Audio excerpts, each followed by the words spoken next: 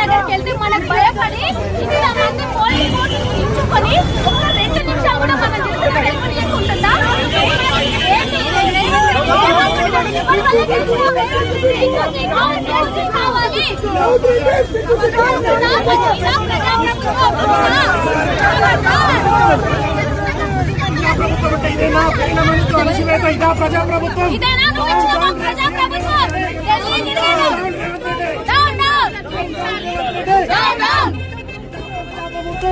ప్రజాప్రభుత్వం అంటే అరెస్ట్ పాలైంది హైదరాబాద్ మొత్తం పోలీసు నిర్బంధంలో ఉంది.